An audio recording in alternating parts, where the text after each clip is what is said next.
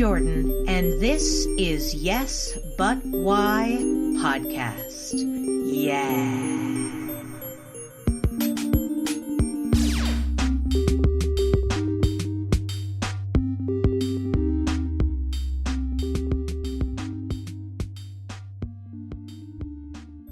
I guess I don't feel like I've actually experienced the South very much, because New Orleans is very, it's its own little bubble. Super South. I mean, it's not South in the way that, like, television will have you think. Like, it's not like, Dallas or whatever. Like, big hair, like, wild, like, also potentially horses. Like, it's not that. But, but it's super South. Oh, yeah. Like, in its way. I'm reminded of that randomly when, I took my dog, I have a pug named What, and he recently got fitted for a wheelchair. He's getting old. And the person, the, rehab vet, which I didn't even know they had those, was like, I was asking him a question about, how long should he use it, and when do I know that he's, tired or whatever, and the guy was like, well, God made his legs, and so, there's no replacing that, and I was like, yes, bringing in the Lord into this conversation. I am in the South. Yep. It's and true. I said, I don't really believe in God, and the look I got was pretty great. But, I would whatever. have been like, you're a doctor. Like, right. Let's talk about what happened when you were in school. Say the Lord is busy. He's got a lot to do. So, just as a for instance, since God provided you with some knowledge, why don't you go ahead and use that? Right. And also, if we're going to play that game, then why did God slowly take my pug's feeling out of his legs, Oh, it's because God didn't invent current dogs. People did. Horrible people fault. did. Yep. No, not your fault at all. There was many years, hundreds of years ago, some people were like, what would be a great idea? Oh, you're right! They didn't understand the genetic connections they were doing, but they did it. Oh, no. Whenever I see a wolf, I think about how my little pug, What, is somehow related to that. And it's really a fun thought. Because it's also wild. He has no survival instinct whatsoever. Sure. So, sure. I mean, that's what being domesticated does to you. Yeah. Ooh, this could go down a terrible political road. Let's talk about theater. I was my brain just went in this weird spiral of we are animals. It's just like we're being domestic. And I was like, no. Okay. Whew. All right. Let's dial into. So you live in Minnesota. From what I know about Minneapolis, and I'm going to be honest with you, I only know what they told me in school. There's a lot of theater there. There's a lot of theater. It's the number 3 theater town in the country. I thought you were going to say it was the number 3 job in the city. That it was there's steel workers, right? And then there's city employees, and then there's theater employees. That's how Minnesota works. Yeah, well, someday. Great. Well, no, that would be both silly and ridiculous. Yeah. But anyway, there's a great theater scene there. Stage theater, but also improv. It's really. I was just back there this summer, and I barely recognize anyone from the theater that I performed at regularly. So it's just really growing rapidly. Did you go back to teach workshops and stuff? Did you Yeah. Go to share? Love it. Last summer, I almost died here because it was so hot in New Orleans. Oh. So I was like, all right, what can I do? And so, I set up workshops. I did a few drop-in classes. I did a fabulous workshop up in my hometown, all women, and that was really fun and rewarding. But and then I got to perform with friends too. So it was a really, it was very needed. It was a very nice, like, reset of improv for me. Yeah. Now, did you start your improv journey in Minneapolis? Yeah, I started doing improv in college, so back at like 2003, and then I graduated with a stage management degree. Whoa. And I worked as a stage manager for the Minnesota Opera for 5 years, and then I realized that I had no life and that I was really jealous of the people on stage.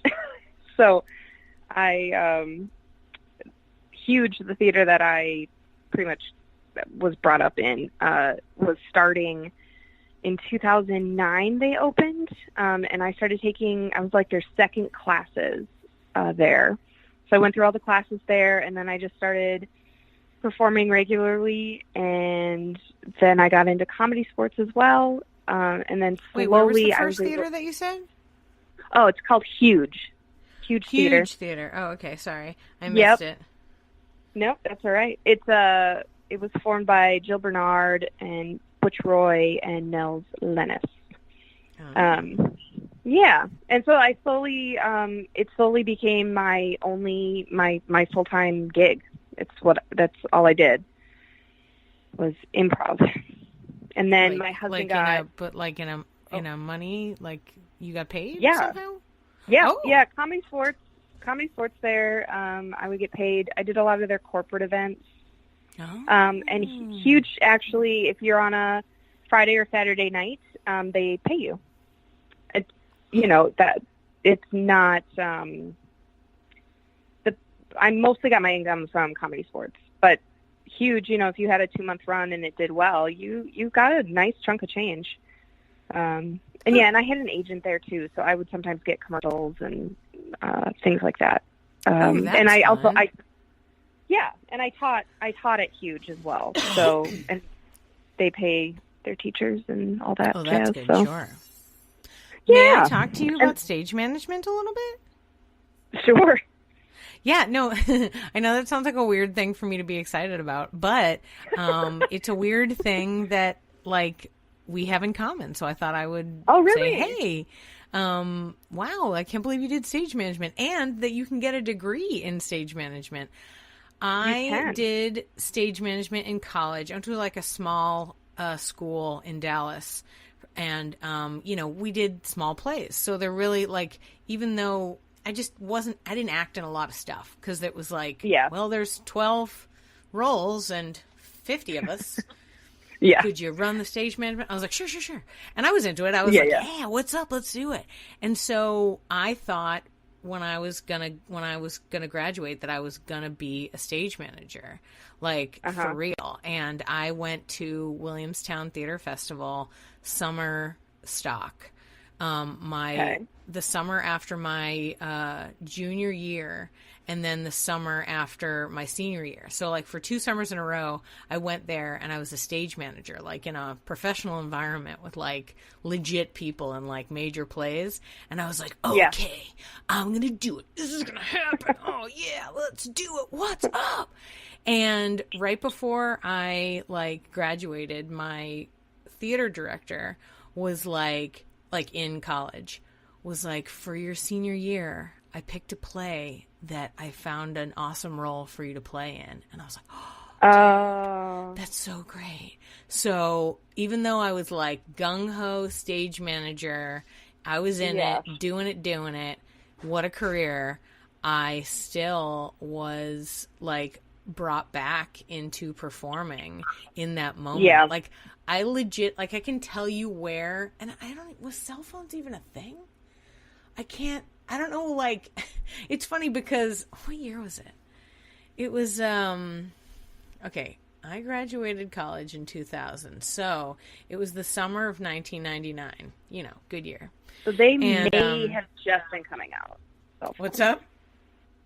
Cell phones, I know my dad had a car phone.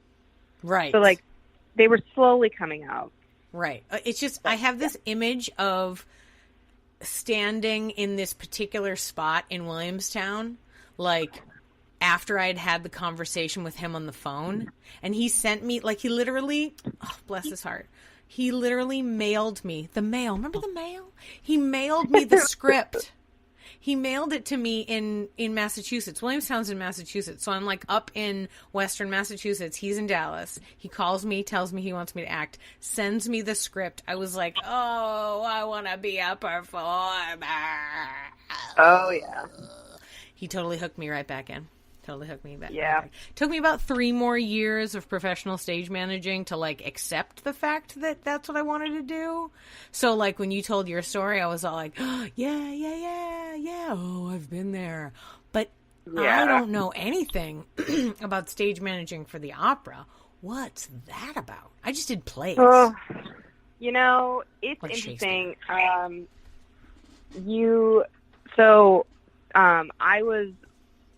was an assistant stage manager. So the main stage manager was the one who would, like, you know, he called all the cues and whatever. But there was 2 of us who our jobs were to cue the singers to go on stage for every entrance. So that was during the shows, which you're kind of like, what? That's insane. And, like, yeah, it is insane. But it was the reasoning behind it was, a lot of times professional opera singers will go around the country playing the same role all the time and with different directors. So, like, they can't keep track of when they're supposed to enter. Okay. Yep. So, and then, you know, of course, we're also in charge of all the set pieces and the crew and all, you know, just everything. One of us would take costumes, one of us would take props. Yeah, it got to be, you know, there's a lot. I met so many amazing people. And then, you know, there were some singers that were just awful. And, like, I remember one woman was like, she was about to go on stage and she's like, I have gum in my mouth. And I was like, okay. And she grabbed my hand and spit her gum in my hand. Oh. That was, like, I think maybe one of the last seasons I was there, because I was just like, like, I've been there. You know, you're the first one there, you're the first one out. If something's wrong, it's your fault. Like, it just, like, I really enjoy busy work, and I really enjoy being very organized and you know, connecting all the different pieces together. So that aspect, I really loved stage managing, but I didn't love being looked at as the help, which happened a lot. Yeah. You're like, do you know how, like, I'm a major part of this, like, machine. Like, you're a cog the same way I'm a cog, but we have different functions. Like, don't you understand how things work? Yeah. Oh, man. Yeah, the best stage management experiences I've ever had is where people actually understand that everyone's just a different, like, important part of the whole process, as opposed to other times when I've had people who just rip me to shreds. My first summer at Williamstown, I had a woman named Carol. I wish I remembered her last name so I could damn her on the internet now. But she was a terrible, terrible stage manager, but I didn't realize that at the time because this was my first professional gig and the first show of the, like, summer festival. So, like, when you're an intern, you work on 3 shows over the course of the summer. But this was, like, first show, first person that myself and my co-assistant had been assigned to, and she just yelled at us about everything. You know, it was like everything was our fault, and she'd blame us like 2 people. Like, they'd be like, hey, we haven't gotten those measurements for the costume department yet, and she'd be like, oh my god, my dumb assistants were supposed to do that and they didn't. And we're like, did she literally say anything to us about doing that? No, absolutely not. Like, and so for maybe the first week or so, we were just embarrassed about everything. Like, and legit, okay, I'm going to name drop, and I don't mean to, but it's the first time I've had a chance to talk about this. And, like, I've done 100 and some odd episodes. I've held back this long, but now I have to tell the story. I'm working on it. The play I'm working on is Raisin in the Sun, okay? Huge play, big deal, right? Yeah. And the director that I'm working with is this guy, Jack Hofsis. I'd never heard of him, and I haven't seen him since. He was a man in a wheelchair, but everybody who talked to him like he was the king. So I was like, oh, clearly he's a big deal. Because, like, oh, my God, Jack Hoffs, and I'd be like, oh, okay. You know, like context clues about status, right? Right. But in this cast was also Viola fucking Davis. Whoa. Like, oh my God. And even though at the time, like, she's, you know, I don't know, in her 20s or whatever, and like just an actress, you know, out of college or whatever. Yeah. She still commanded everyone in that show. There were 100 other people. Like, you know, Raisin in the Sun has got like 8 roles, and every one of the people that was in it was like a major person, whatever it was. But Viola Davis was the one that was like, ah. And I was so embarrassed for the first week. Like, what did I do? How am I doing this? And we had like a little meeting with the leader of the interns, you know what I mean, after the first week. And they're like, hey guys, how's it going? What's happening? And we were like, listen, we don't know. Maybe we should quit. Because she just yells at us about everything. And we don't think that we made the mistakes. But, you know, if she said we did, maybe we did. And then they were like, oh my God, we forgot to tell you guys. Ugh, she is the worst.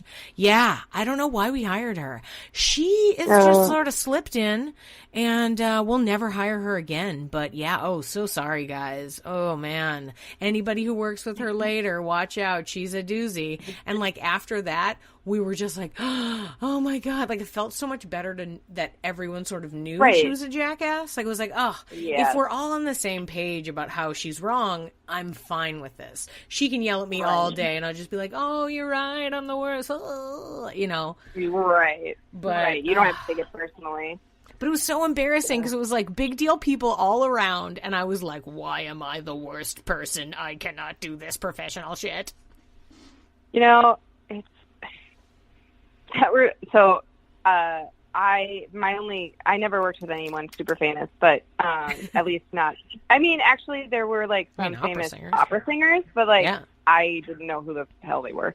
So people would be like, "Oh my God, that's that person." I'm like, "Hey, okay, cool." But I did work on the world premiere of Grapes of Wrath. The Minnesota Opera put that on, and it was this amazing 4-hour opera. It was unbelievable.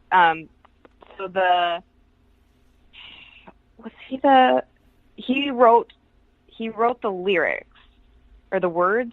What is that? The lyricist? Libretto? Well, no, that's the libretto word for the words.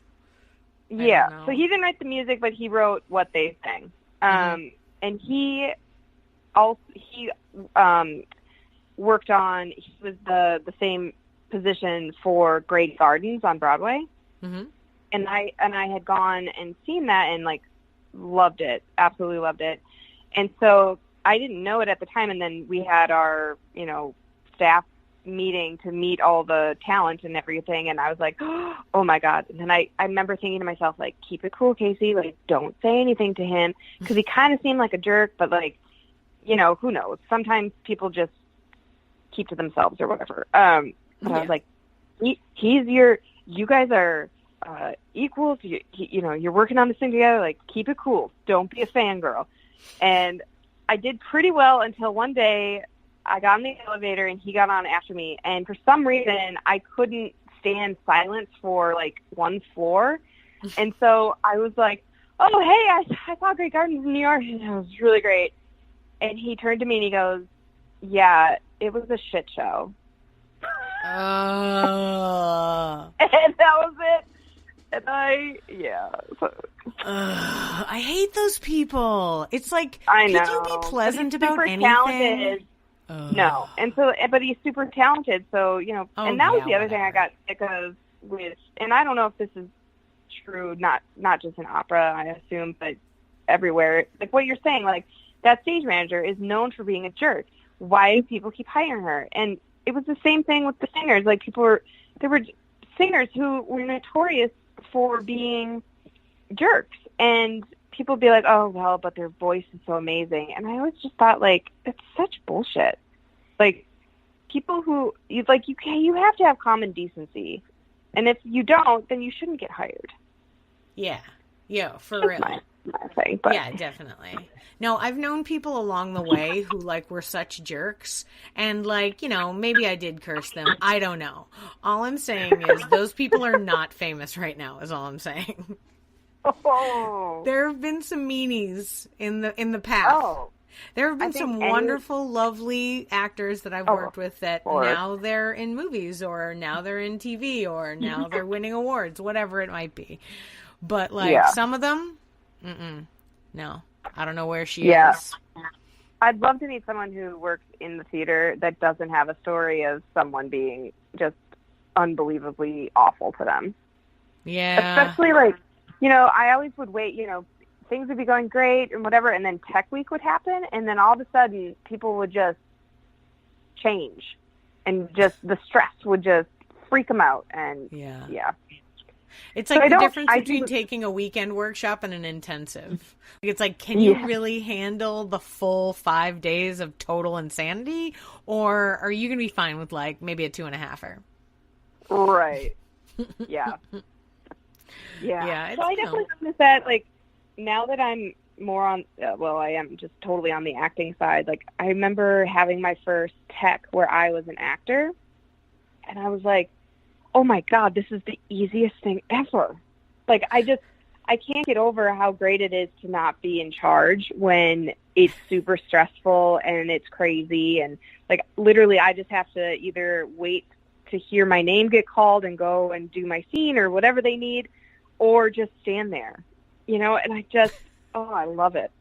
I just love it. I'm still a little bit of a control freak myself.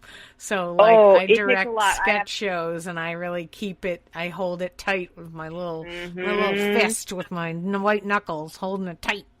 But Oh, yeah. I mean, that's why I think it's easy for me to produce shows, because I do still have that very much of that control, and, like, I like to make sure that everything is, you know, I like to curate it and make sure it's all nice and whatever. And so, I mean, I always have to bite my tongue. It's like, ooh, that prop is missing. And it's like, Casey, that's not your prop. It doesn't matter. Like, keep it cool. Yeah. I think that the skills that you learn as a stage manager are, like, really good life skills. You know what I mean? Like, it helps you deal with even adulting. Even when you're like, I've got to pay this, and they're going to yell at me because I haven't paid them in a while. So you can, like, kind of handle it, because you're like, meh. Yeah. Yeah, absolutely. Yeah. Yeah, when you break it down, you're like, well, you know, at times I was like, I'm in charge of a 50-person crew, a 70-person cast, you know, like 7 scene changes, you know, like, it's crazy.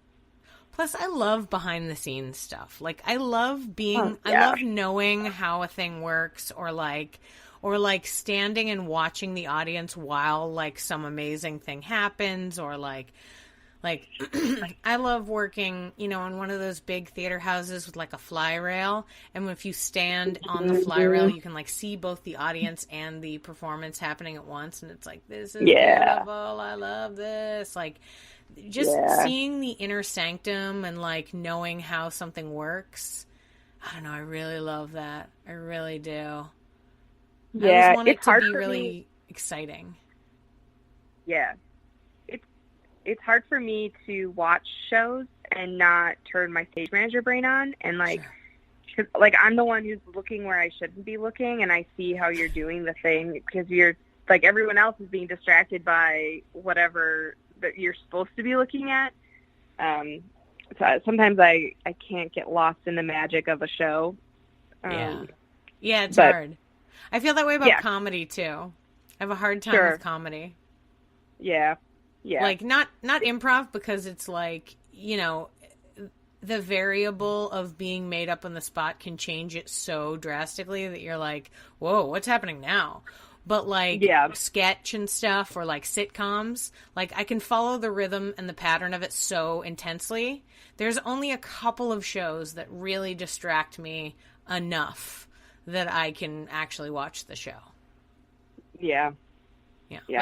Like, I love The Good Place, but the whole time I'm like, look at Ted Danson. Oh my God, that's Ted Danson. Like, the whole time. I can't stop it. I can't be like, suspension of disbelief. This is what's happening. Like, no. No. Once you know, and you can't turn it off. So, you went from, so you got your stage management degree, worked a little bit in there, and then found improv? Did like somebody tell you you were funny and so you took a class? Is that how you got into it, or? No, I did it in college and I really liked it. Oh, right. And then my sister was living in New York at the time and was like, hey, there's a theater opening up in Minneapolis and Jill Bernard's running it, and like you should really like check that out. And then for Christmas, my husband got me classes there. So it just kind of like, I was like, yeah, I had fun with this in college. Like, let me see if I'm still okay at it. And then it really like spiraled. Like it became the thing that I wanted to do all the time. It's the one thing, like, I feel like I can brag about myself. Like, I feel like it's the only thing I can be like, I'm good at that.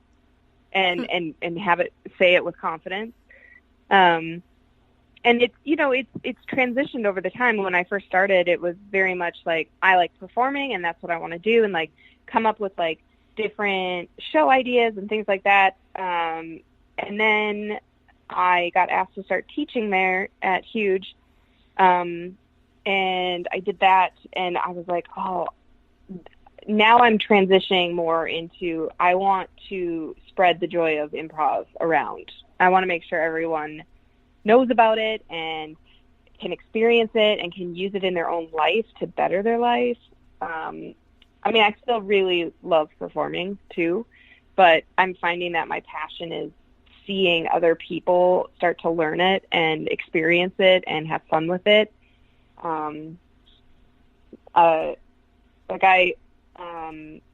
I did a workshop for the Family Justice Center here in New Orleans, which they are I don't know if they would describe themselves as this. This is how I think of it. It's like a one-stop shop for women and families trying to leave abusive relationships, right?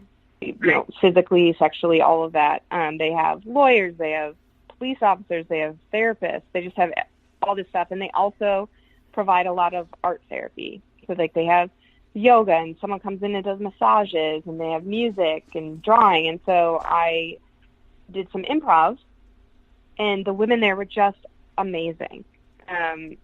Like the simplest little warm-ups or exercises, they took it to a whole new level, and it really brought them some confidence and allowed them to open up. And what was great is we had therapists in the room, so when things did get opened up, I didn't have to try to pretend like I knew how to handle those things. Right. Yeah. So that kind of stuff, I'm feeling very passionate about. Yeah. So we'll see where that goes, and that's the Be Present Play is with my friend Taj, who lives in Minneapolis. So our mission is to bring improv as a life tool to different people and organizations. And we were able to, while I was up in Minnesota, do a workshop at the University of Minnesota for some business students, and went really well. And I'm in the works for doing one at Tulane coming up soon. That's really great. Yeah. Have you heard about the Alda Center, where he does improv with doctors and scientists and stuff? Yes, that is.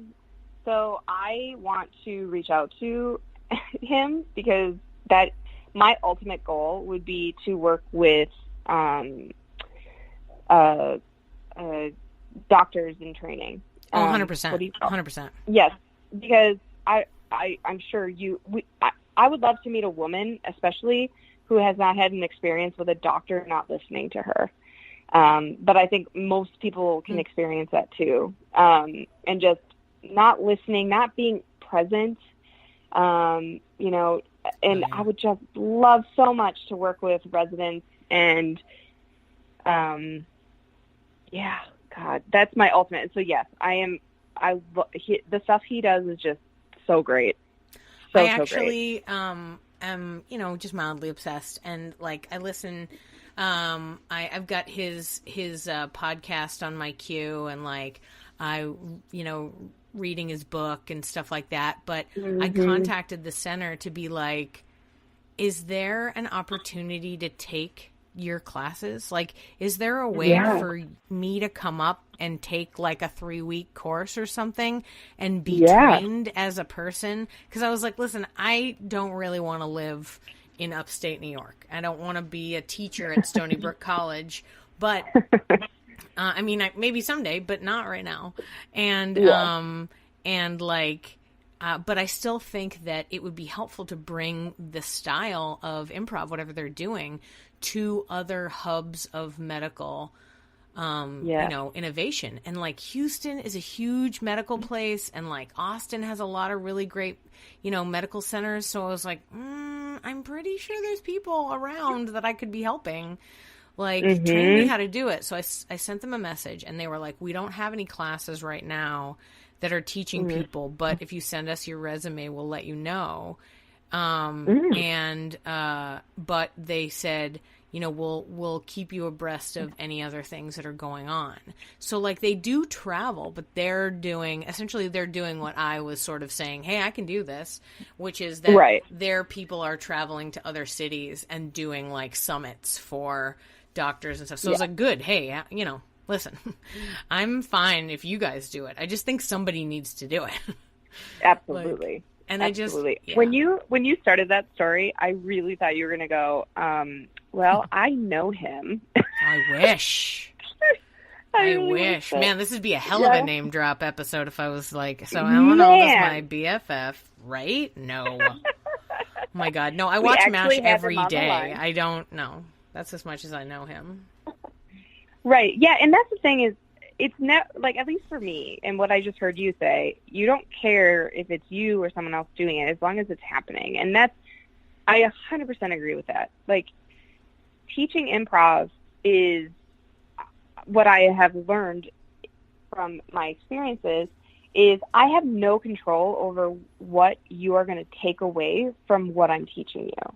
Mm-hmm. And I kind of love that because I can shout all over what I think is wonderful about improv, what I take from it, what I think is important from it.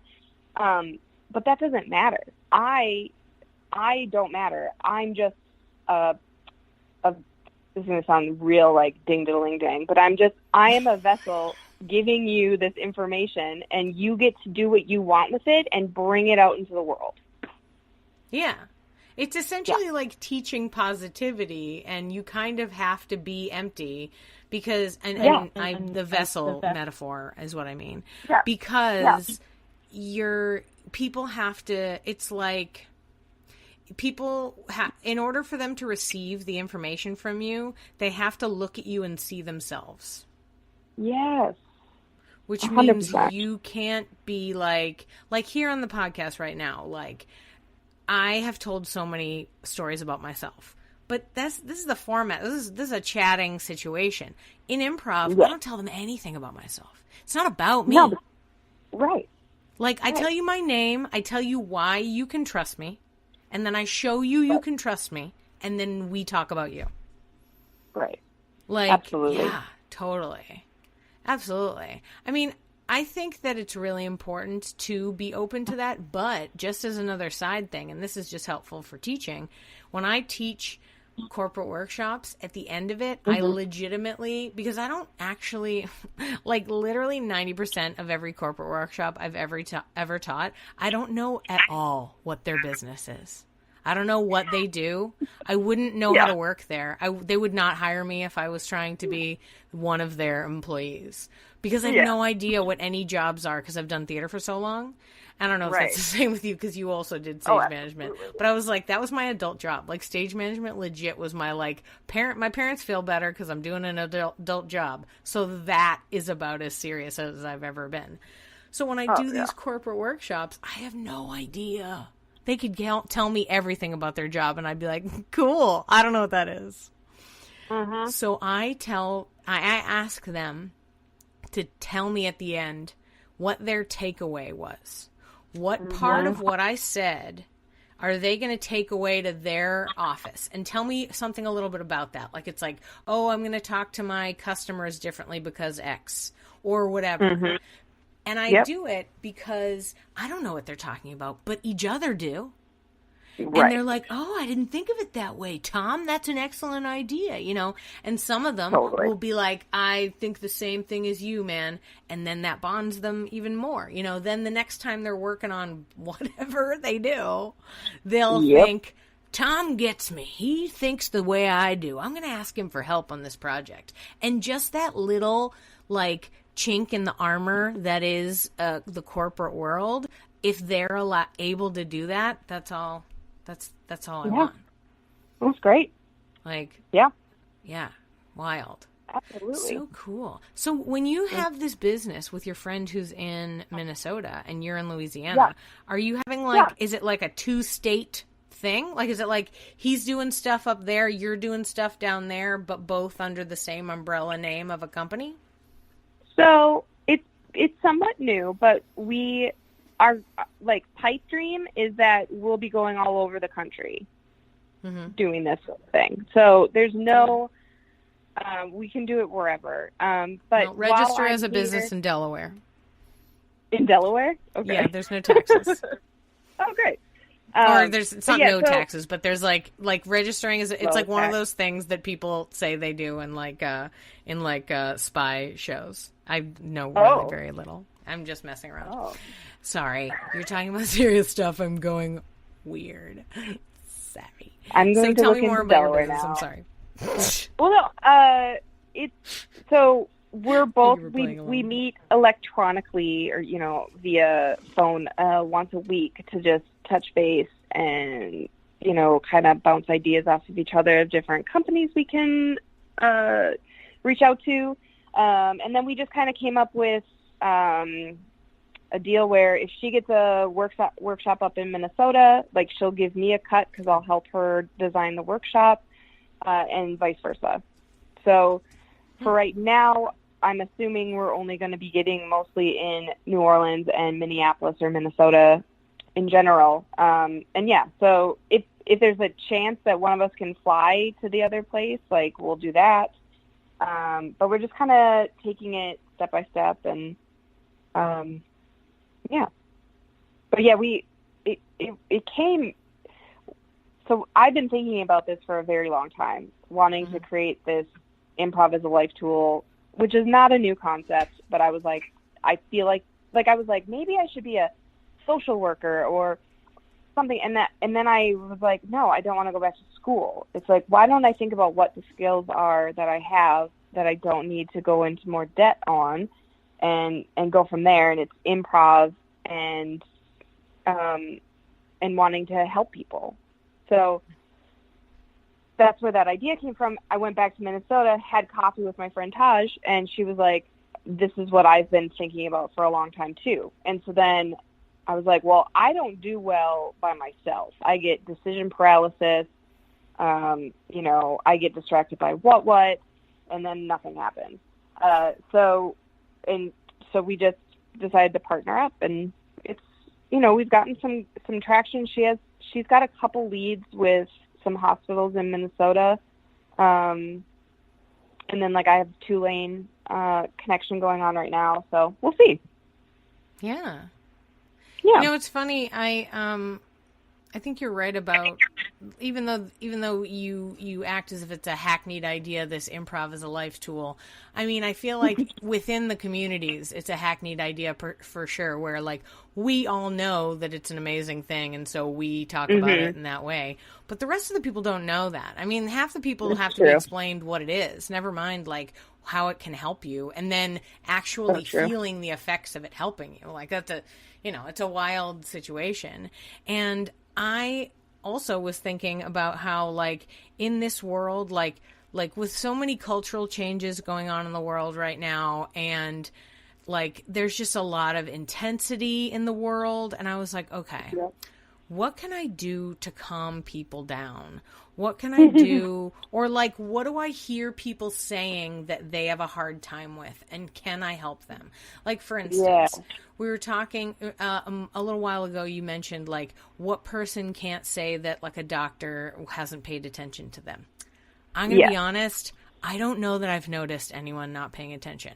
When I say stuff, I'm very direct and in people's faces, and people don't ignore me. And that's just part of my personality. And that part of my personality has saved me from hundreds of problems, from things that I hear from other women where they're like, well, I had this happen. And I was like, why didn't you just tell them to stick it? And they're like, I just did. You know, it's like, for me, that's just my first, like, I'm not like, it's in me. I'm like a little fireball old lady already waving a stick at people going like, you better not, you know, like forever. You know what I mean? So when I hear these women say, oh, I feel this way, I feel that way, I'm like, I don't understand, or like, that's not how I live my life. And then I was like, okay, I need to figure out a way to teach other women to be like me. Like, to not take bullshit. I'm like, but why would you take any level of bullshit? And they're like, well, because I do. And I was like, no. Like, for me, like, when anyone ever, like, it's just ridiculous. Like, I just laugh in people's faces. Like, any person that's ever tried to, like, mess with me, like, in a way, you know, it's like where it's like, they're going to harass me for this, or like at a store or whatever. I'm just like, okay, relax. Yeah. How about you do your job and I'll do mine? And if you're not gonna, I can just go. But, or whatever, you know what I mean? Like, I don't know. I think it's hard for people to be their own advocates. You know, like, for me, my own personal experience with doctors, like, I don't know what's wrong. That's why I'm coming to you. So I'm just trusting everything you're saying, and going around in circles. So it's more, at least my experience with it, it wasn't necessarily that they weren't like hearing the words I was saying, but they were just jumping to conclusions based on like, I've never been like a super skinny person. I've always, you know, I'm always, if a doctor looks at me, like they always are like, well, have you thought about losing some weight? As my cure-all for everything. Yeah, me too. And that kind of stuff where you're just like, so through many years of having to learn, oh, I have to be my own advocate and I have to like speak up and say, no, I don't think you're listening to me, or, you know, and that can be really hard for a lot of, not just women, just people in general to advocate for themselves. And to realize like, no, your experience is valid, and just because this person may be like a quote unquote expert or whatever, doesn't mean that they get to not take in everything that you're saying and make you feel like you're being validated, you're being heard, you're being, you know, respected.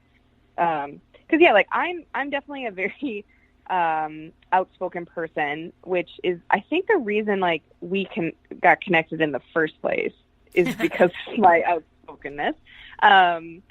So hey man, I'm people who advocate for themselves to get on a podcast, you should. Every person. If you're listening to this and you're like, hey, I do improv, I want to talk, call me. I'm not like weeding people out. I'm interested in human beings. You know what I mean? Yeah, absolutely. You should be advocating for yourself. Yeah, heck yeah. 100%. That's right. Yeah. Yeah. But you know, if you grew up in a, you know, who knows, you know, everyone has their own stories. If you grew up with your opinion never being validated or heard or anything like that, like you may not trust your voice. And that brings it back to improv, where then I want to help you to be able to have that experience of saying whatever word comes to mind and have everyone else say yes to it in a safe, controlled environment. But like that. Yeah, I didn't connect those ideas when I was saying, but it was like, that's why I was like, I want to show people how they can stand up for themselves, how they can advocate for themselves. You know what I mean? Like, you are important, and it matters what you say. Right. I think and you're improv's going to a add great way something to teach that that. no one else will add. You're going to Yeah. add something that no one else is going to think of. But even just as simple as making eye contact with people and how powerful that can be. It's just amazing. Like, when you break it down, you know, because, yes, talking with other improvisers, they're like, yeah, I get it. Yes, I know. Yes, and it's so powerful. Yeah, blah, blah, blah. But if you take a moment and step back and really think about the impacts it can have on people's lives, it becomes, like, I just get super nerdy and, like, super giddy about it all. Because it's just so powerful, and it can be translated into any situation. Not to mention, just to bring back what you were talking about up top, about there being quite a bit of religion in the South. I'm in Texas, so I'm going to bring up God, which is to say the world that we live in used to have churches, and people went there to connect with one another, and they were all like, yeah, we all are similar in whatever way, but we don't really have that anymore. I feel like the going to church community thing that used to be around isn't really around. That's not really part of what happens. I mean, even churches, when I hear about churches in town, or like I meet a person and they're like, oh, I'm going to the bazaar at the blank church. Like, people aren't connected the way they were back in the day, where it was like, this is my church, this is my community. And so I always think that, like, that's what you need with improv. Though, to be honest, with all the improv communities that I've been interviewing people from all across the country and the world, the way that these communities are built are very different, each and every one of them. And, like, I like the idea of standing up for myself. I only know my own way. And so I'm like, wait, what? There wasn't just a school for you to take classes at? And then, because of my experience, I, like, assume that's what the experience of other people's was. And the fact that they have to, like, figure stuff out, and they, like, you know, all get together and, like, read the UCB manual and talk about it. Like, I'm like, wow, really? Like, that's what you did? Like, wild. You know, so it's really fascinating. And I think you are right that people need improv, that improv is a thing that could improve all of our lives in a way that, like, can give us community, can help us be together, can, like, be something that we stand for in a way. I mean, there have been some rough things that have happened recently that have, like, rocked my idea of having people's back, and how it's like, okay, and even worse, just not to continue to be vague. So I grew up in Boston, Boston, where the church was legitimately doing some troubling things to people. And now in my adult life, my new church, the improv world, has a similar betrayal. I'm like, guys, fucking yes and. The rule is fucking take care of each other. That's the rule. Like, come on. And now it's, like, super important to me, like, when I think about creating something, when I think about your group and the fact that, like, you're trying to help people that are never going to take an improv class. They're just, like, working, you know, they're computer people, or they're people who work in, they're doctors. They're, like, this is not a path they're going to follow, but they need to be taught, you take care of each other. We're a group. Whatever happens, you got to go with the flow. If it's different than what's in the manual, I don't know what to tell you. Keep going. Right. You know, and gosh, I bet you doctors really need to know that. Oh, God, yes. Yes. 100%. Yeah. Wow. And, you know, I think it's, you know, it is atrocious that people abuse the beauty of improv and abuse the yes and mentality. Unfortunately, it's happening all over. Yeah. And that's one thing that I make sure any workshop, any drop-in class, anything that I'm in a position of power teaching, I make sure everyone knows that, yes, the idea is yes and. But you can say no at any time. Saying no when you're uncomfortable is totally okay.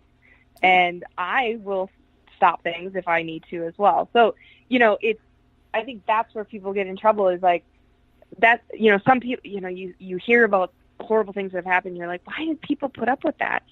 And time again, you hear people say, well, I didn't know that I could say no. I didn't know because I've been taught that we have to say yes and like, even though my insides were curdling and I didn't feel comfortable and I didn't like the character I was given, I knew like if I would have been a bad partner had I said no. And that whole, and that I'd love to eliminate that whole, like, you know, I don't know if this makes sense, but in my mind it does. Like the whole, like, you going to be cool mentality. Like, are you going to go along with everything? Are you going to be cool, or are you going to be that person who has a problem with everything? And I would really love to eliminate that you're going to be cool mentality, because no, sometimes I'm not going to be, because if I'm not okay with something, I'm going to speak up and I'm going to say something. Yeah. I guess it's funny. Whenever I hear that, I always think of like, I mean, it's like old school peer pressure, like after ABC after school specials kind of things. Like, I was like, God, not to bring it back up again, but if anybody taught me to stay away from bullies, it was Jesus Christ and the Latter-day Saints. Those commercials were everywhere. Did you know those commercials? What? Do you know those commercials? No, I don't think so. Oh, see, I'm never sure if it's like local to the area that I was in or everyone did it. There were commercials that were like 30-second after-school specials. Like a kid would be like, I'm going to steal this candy bar. And then like 3 dancers dressed in purple would be like, are you sure, Josh? Is that what you want to do? And then they'd do a dance about like, don't steal, it's not cool, don't steal, it's not cool. And then like, they'd disappear and he'd be in the 7-Eleven again holding it, and then the owner of the place would be like, hey Josh, what are you doing? And he's like, nothing, I was just looking at this. And then he like walks out and they're like, don't steal, it's a bad thing, brought to you by Jesus Christ and the Latter-day Saints. They were making commercials. They were making moral lesson commercials when I was growing up. I grew up in the 80s, and that was I did too. How did I mean, I don't know. I guess it's amazing that I didn't steal and do a bunch of drugs because I didn't see those commercials, but. Once I found out that drugs were eggs, fried eggs. I didn't eat fried eggs for years. I was concerned about it. I was like, guys, you know what chickens? Do you know they're drugs? Yeah, I didn't know. Yeah. I don't know why, but that just reminded me of when I saw the movie It, the original. I didn't want to use the bathroom for like a week. So things are powerful, you know? Things are powerful when you're kids. Yeah, absolutely. I grew up in New England, which is like Stephen King land. Like, it's weirder there. Yeah. That's why they have to have the extra moral commercials, because you're like, but maybe I should just murder everyone. And it's like, oh, no, sorry. No. Guys. And then some dancers come out and go, don't murder them. That's what happened. You're like, thanks, Latter-day Saints. I also, not gonna lie, kind of appreciate that they were giving dancers jobs. I don't know, I'm just saying. Yeah. So need jobs. There's just not a lot of dancing gigs available.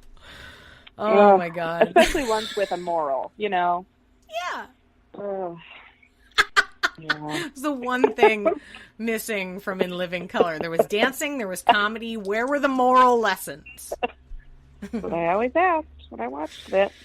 Oh my God. Now we get it with Jim Carrey. He's just doing them all now. Oh man. You know, thank you so much for taking time out of your day to chat with me and sharing everything about your new improv adventure. I hope that Be Present Play goes very well. Thank you. Yeah. I hope so too. If you're listening and you're like, hey, my Uncle John could really use this at his lumber company, pass it along. Oh my God. Improv workshop at a lumber company, it'd be so much fun. Oh my God. I love the smell of wood. So I would be in heaven. It'd be so great. Be like 8 guys in their 50s wearing flannel, even though you're in Louisiana. Awesome. Yes. Love a good beard. Yeah. Oh man, that's so funny. But yeah, I will also just say, like, if anyone's coming to New Orleans, like, feel free to reach out to me. I do a weekly show, and I'm connected with a bunch of people who could also get you on some stage time. So feel free to reach out. What's the name of the show? The show is called Haeg and Butts Presents a Night of Comedy. So my last name is Haeg, and John Butts is the other guy. We have a duo. So that's Haeg and Butts Presents a Night of Comedy. Good. We have stand-up, we have improv, and it's always pay what you like, and we pay whatever money we make goes directly to the performers. We actually had our show last night and donated all the money we raised to a women's shelter here in New Orleans. We made like $104. That's great. Yeah. So it's a good time. And we do a jam at the end that's open to anyone. So even if you're like, oh, I don't have a group or I'm still new, like still come to the show. You can jam with us after. There's any level is welcome. That's so great. I'm glad that you're like using this skill that you learned to like make the world better. I think there's a lot of dark forces in the world right now, but it sounds like you are a positive force and you're trying to bring joy and pleasant feelings to people, and that's wonderful. Sure trying. Yep.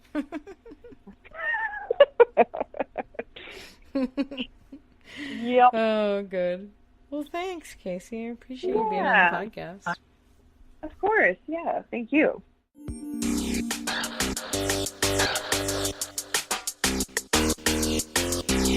Thanks for listening to Yes But Why Podcast. Check out all our episodes on yesbutwhypodcast.com or check out all the content on our network, HC Universal, at hcuniversalnetwork.com.